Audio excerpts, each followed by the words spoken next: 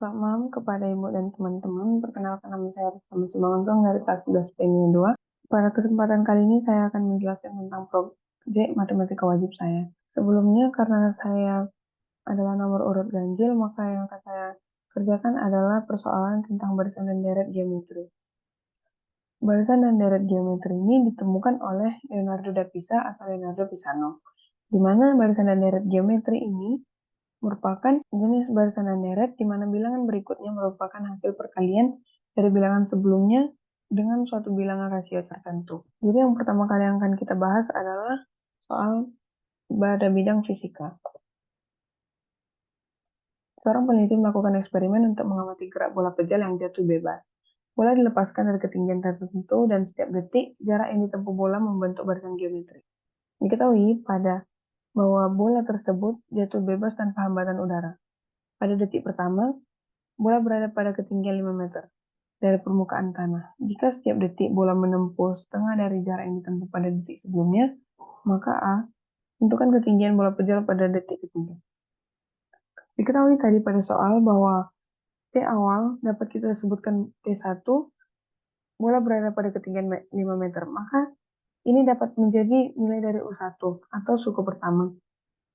Dan bola akan menempuh setengah dari jarak yang ditempuh pada detik sebelumnya atau rasionya adalah 0,5. Nah, dari yang diketahui pada soal di atas, maka dapat kita buat persamaan dari permasalahan di atas dengan rumus UN pada barisan dan deret geometri yaitu A dikali R pangkat N dikurang 1. Di mana nilai dari U1 adalah 5, A yang akan kita cari R 0,5, N sama dengan 1, maka akan didapatkan A sama dengan 5 meter. Maka diperoleh nilai A adalah 5 meter. Kemudian untuk mendapatkan ketinggian bola pada detik ketiga atau suku ketiga, maka akan kita cari nilai dari U3. Sehingga U3 sama dengan 5 meter dikali 0,5 pangkat 2, sama dengan 1,2 meter. Maka diperoleh bahwa ketinggian bola pada detik ketiga adalah 1,2 meter. Kemudian kita lanjutkan pada soal B. Hitung total jarak yang ditempuh oleh bola pejal pada detik-detik pertama hingga kelima. Untuk mendapatkan penyelesaian dari sini, maka dapat kita gunakan rumus Sn pada barisan dan deret geometri, di mana R berada pada jangkauan 0 sampai 1, yaitu A dikali 1 kurang R pangkat N per 1 kurang R. Dengan nilai A sama dengan 5, R 0,5, dan N sama dengan 5, dapat kita substitusi nilai-nilai tersebut ke dalam rumus di atas. Maka S5 akan sama dengan 155 per 16 atau 9,6875 meter. Sehingga diperoleh bahwa total jarak yang ditempuh oleh benda pada detik-detik pertama hingga kelima adalah 9,6875 meter. Kemudian dapat kita lanjutkan dengan soal-soal pada bidang sehari-hari. Nah, pada bidang sehari-hari ini, Andi memiliki utang sebesar 1 juta rupiah yang harus dilunasi dalam waktu 5 bulan. Bank memberikan ketentuan bahwa setiap bulan jumlah utang yang harus dibayar oleh Andi akan bertambah sebesar 10%. Dan jumlah utang pada bulan sebelumnya sebagai bunga. Perhitungan bunganya adalah dengan bunga majemuk. Yang pertama atau A, tentukan jumlah utang Andi pada bulan pertama. Jadi kita misalkan utang Andi dengan M0, waktu pelunasan dengan N, bunga utang dengan P. Sehingga dapat kita tuliskan bahwa M0 adalah sama dengan 1 juta rupiah, P sama dengan 10% atau 0,1, dan N sama dengan 1. Untuk mendapatkan utang Andi pada bulan pertama, dapat kita gunakan rumus dari bunga majemuk, yaitu Mn sama dengan M0 dikali 1 ditambah P dipangkatkan dengan N. Dapat kita substitusi nilai yang diketahui. Sehingga diperoleh nilai dari M1 atau utang Andi pada bulan pertama adalah sebesar 1.100.000 rupiah dengan perhitungan bunga majemuk. Kemudian untuk soal B, hitung total jumlah utang yang harus dibayar oleh Andi selama periode 5 bulan. Untuk menyelesaikan permasalahan di atas, maka dapat kita gunakan nilai N sama dengan 5. Dengan menggunakan rumus Sn Dengan menggunakan rumus MN tadi dapat kita substitusi nilai yang diketahui sehingga diperoleh nilai dari M5. Mohon maaf sebelumnya ini typo. Nilai dari M5 adalah 1.610.510 dengan perhitungan bunga majemuk.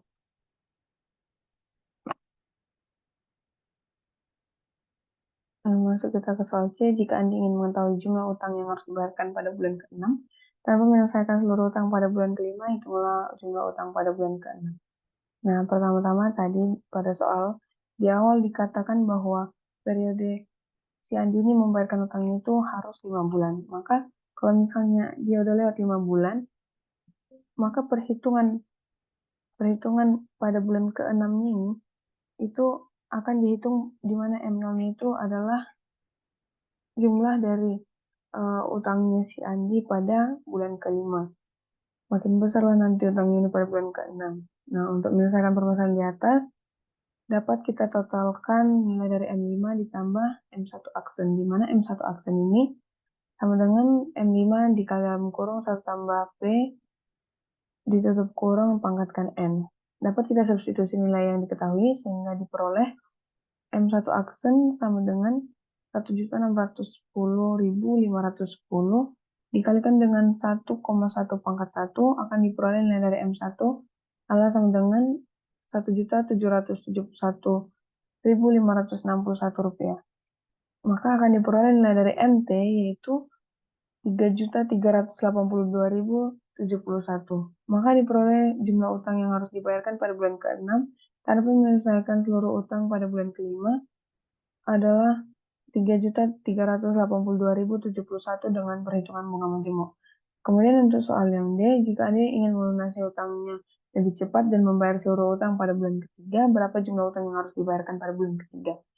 Nah, karena persoalan ini tidak serupa dengan persoalan yang C tadi, dapat kita langsung substitusi nilai-nilai dengan rumus MN, di mana N akan sama dengan 3.